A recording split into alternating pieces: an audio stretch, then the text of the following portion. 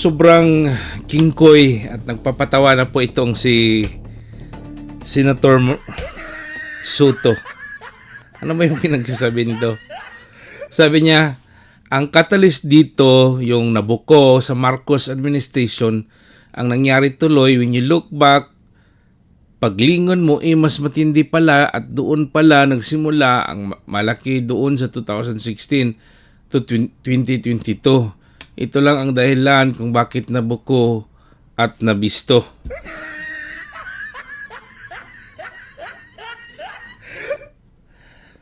Sino bang maniniwala sa inyan, Senator?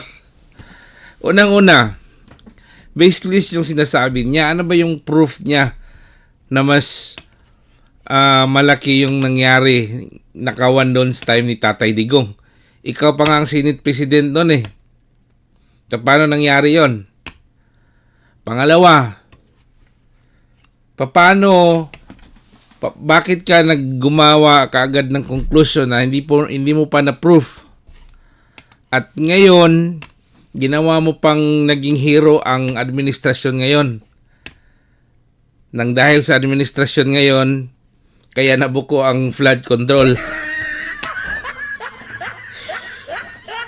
Ewan ko kung sa edad ba niya to or nagbulag-bulagan or may sira yung may sira siguro yung papel na hindi nabasa. Sobrang nakakatawa na yung mga style ba, yung mga banat na dahil sa gusto nyong pagtakpan ang kabulustugan sa administrasyon ngayon, kayo tuloy ang nagiging nakakatawa. Kayo tuloy itong nagiging kingkoy sa sitwasyon na ganito. Mas mabuti pang manahimik na lang po kayo, Senator Soto. Kasi lahat ng mga banat nyo, wala talaga. Tingnan nyo, yung si Senate President, si Chis Escudero, tahimik lang yun. Lumalabas lang, lang yun ng salita pag yung kailangan na talaga. Pero itong si King ng Itbulaga, gumagawa na naman ngayon ng bagong issue. Hindi nyo pa nga napatunayan yung issue nyo sa dalawang senador ni Senator Villanueva at Senator Estrada. Ngayon, gumagawa ka na naman ng bagong issue para yung mga tao gugulo na naman dahil sa mga statement ninyo na wala namang basihan, wala namang basta chismis lang, opinion niya lang. Sana po hindi nyo makalimutan, Senator Soto, na ikaw ang Senate President, andyan ka sa Senado. Dapat neutral ka, dapat asikasuhin nyo muna kung ano yung sitwasyon ngayon. Nagsabi na nga ang Diskaya, si Romualdez at Siko, ba't ayaw nyong ipatawag? Ba't ayaw nyong busisain? Ba't panay kayong gumagawa ng storya para talagang halatang halata? Sino ba yung lulukuhin nyo? Sino pa bang maniniwala sa inyo? Total, meron din naman din talagang mga ub din na mga mamamayan dyan na dahil sa pera lang din, daming mga trolls eh. Ako po, isa akong supporter talaga sa Pilipinas. Talaga, I'm doing this for my country. Wala pong nagbabayad sa akin na si Tatay Digong or mga DDS. Wala akong natanggap. It's my voluntary ko to na ginagawa to support our country at sumusuporta sa mga totoong leader. Hindi katulad nitong si Senator Soto na nagiging kingkoy na sa papel niya dyan ngayon. Sayang yung buto ng mga tao sa iyo po, Senator. Kung wala kang panindigan, kung wala kang, buti na lang kung wala kang masabi, sirado na lang yung bibig niyo po. Kaya nga, tamang-tama yung mga tirada ni ni Congressman Kiko Barsaga. Hindi nyo kaya si Romualdez, hindi nyo kaya si Ko. Kayong dalawa ni Lacson, pareho lang kayo ng utak. Natural. Alyansa kayo Galing kayo sa administrasyon. Talagang kakampi kayo. Talagang gagawa kayo ng storya, gagawa kayo ng mga paraan para mapagtakpan itong mga kongresista. Kasi kung ipatawag dyan si Romualdez at si Ko, saan na yan sila, diretso yan diretso yan sa Malacanang. Kaya kayo ngayon dyan, panay kayo ng gumagawa ng storya para yung mga tao ay maguguluhan. Sino bang maniniwala sa inyo? 2000, imagine na 2000, kahit lang sa mga nagawa, ang daming nagawa ng Duterte administration sa build. Ang dami.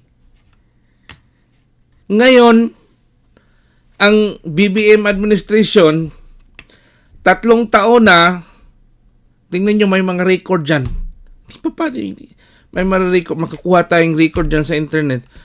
3 years na, ang lalaki ng mga budget, ni isa, walang project na ipakita, lahat ghost project. Hindi lang yan flood control project, halos yung mga project na pinagsasabi ngayon, walang saan ka ba, paano mo ma-validate yung mga nagawa ngayon ng administrasyon for 3 years? Sige daw ipakita nyo saan yung mga nagawa ng administrasyon ngayon. Kasi kung gusto magtanong kayo ng Duterte, ang daming mapakita sa inyo. Pero ngayon, ipakita kahit 5 major project na nagawa ng administrasyon ngayon. Para paniwalaan itong si King of Bill 8 Bulaga. Ano na bang nangyari dito sa taong ito? Parang hindi na yata tama yung it's either sa edad or talagang nagbulag-bulagan lang or hindi natin alam. Kaya nakakatawa tong mga style nila na wala talaga. Kahit nga i-ano mo lang, i-analyze mo lang sa mga nagawa, kahit yung mga tao na mismo, kaya ang mga tao ninyo maluloko. Ang mga tao mismo ang nagsasabi ng totoo. Itong mga kongresista, itong mga katulad nitong mga leader, nagsasabi ito ng walang katotohanan, walang maipakita para lang mapagtakpan yung totoong nakawan, kung sino yung totoong buhaya. Kaya gumagawa sila ng ganito. Hindi na natin kailangang i-debate yan Klarong-klaro na yung sagot niyan. Wala na akong maniniwala sa iyo, Senate President Soto.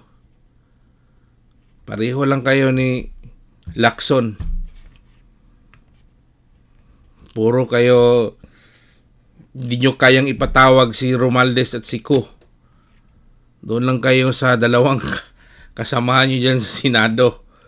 Na yung nagdawit, wala ding ebidensya. Ngayon, mas malaki yung impact sa duda nila doon sa dalawang senador kaysa dito sa mga kongresista na sinasabi ng mga diskaya.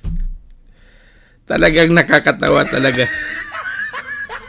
Only in the Philippines. It's more fun in the Philippines, mga kaperlas, mga kababayan. At sa ating mga mahal na OFW, mahal na mahal po kayo ni Tatay Digong. Palaging tandaan natin yan. At lalong-lalo na din sa ating Vice Presidente na si Sara Duterte. Sana po ay mapalitan na ho. Sanang uupo sa ating gobyerno para matapos nitong mga kahibangan, nitong mga buaya sa ating bansa. Sana parusahan na yan sila, di ba? So okay, hanggang dito na lang po tayo. So kayo na yung analyze diyan kung totoo ba tong sinasabi nitong King Koy ng Itbulaga na to. Hindi na lang sana to nag senador, nag-Itbulaga na lang sana to kasi mas marami daw natulungan yung Itbulaga kaysa Senado. Yeah, kaysa gobyerno. Now, nice, good. Great job, sir. Doon ka na. Mag-doktor, mag-ano ka na doon. Okay, so magandang araw po sa ating lahat. Palagi nating tandaan na ang Panginoon ay andyan lang sa atin. God bless, God bless.